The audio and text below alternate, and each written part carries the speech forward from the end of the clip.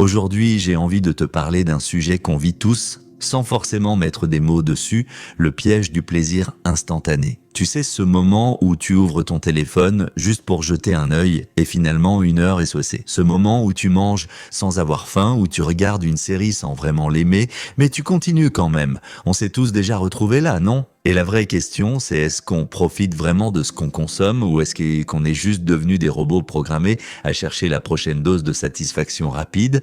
Le système est bien rodé et il te connaît par cœur.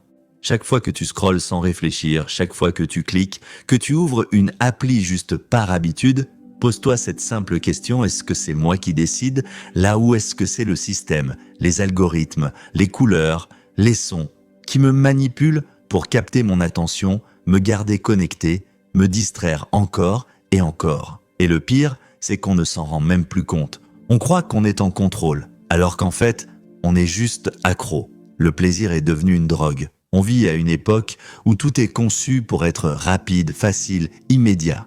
Tu veux quelque chose, un clic et c'est là. Mais est-ce que ça nous rend vraiment plus heureux? Non, parce qu'en réalité, plus le plaisir est accessible, moins il a de valeur. On ne savoure plus, on consomme et on recommence. Encore et encore. C'est exactement ce que Aldous Huxley avait prédit il y a presque un siècle.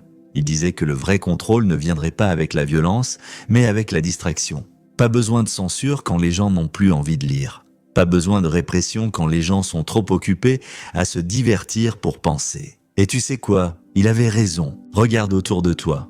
Tout le monde court après une nouvelle série, une nouvelle tendance, une nouvelle notification, mais personne ne se pose, personne ne réfléchit. Tu penses être libre?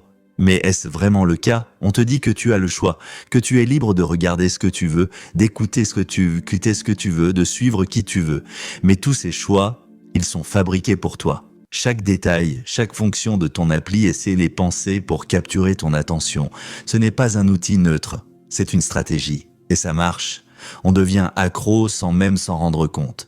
On est pris dans une spirale de plaisir éphémère pendant que notre vie réelle, elle, passe à côté.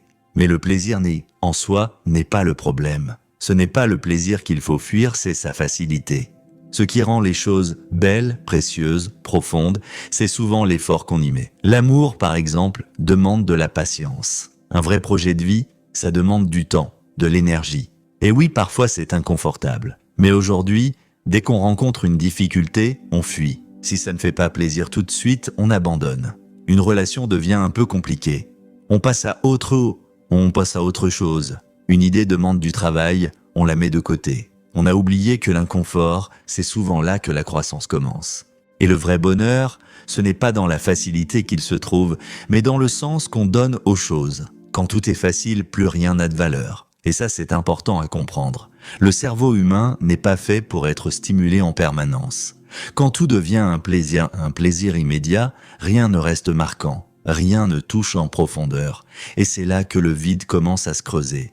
Parce qu'un esprit qui court toujours après le prochain petit shot de dopamine, c'est un esprit qui n'a plus le silence nécessaire pour penser, pour ressentir, pour créer. Et ça, c'est le vrai danger. Alors, comment on reprend le contrôle?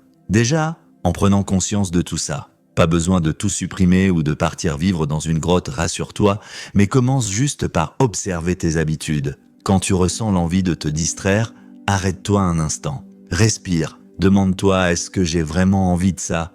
Ou est-ce que je suis juste en train de fuir un inconfort? Parce qu'à chaque fois que tu choisis de ne pas céder à l'automatisme, tu renforces ton pouvoir. Tu entraînes ton esprit à être maître et non esclave. Tu n'as pas besoin de cette cage. Tu n'as pas besoin de ces chaînes invisibles. Tu n'as pas besoin de cette distraction constante pour exister. Tu es capable de tellement plus. Et le jour où tu réalises ça, tu reprends les clés de ton esprit. Tu retrouves ta capacité à créer, à aimer profondément, à vivre avec sens. Le plaisir redevient alors ce qu'il aurait toujours dû être une récompense, et non une dépendance. Si cette vidéo t'a parlé, n'hésite pas à partager ton ressenti en commentaire. On est nombreux à traverser ça sans en parler. Et peut-être qu'en mettant des mots dessus, on pourra ensemble reprendre un peu de pouvoir sur notre quotidien. À très vite.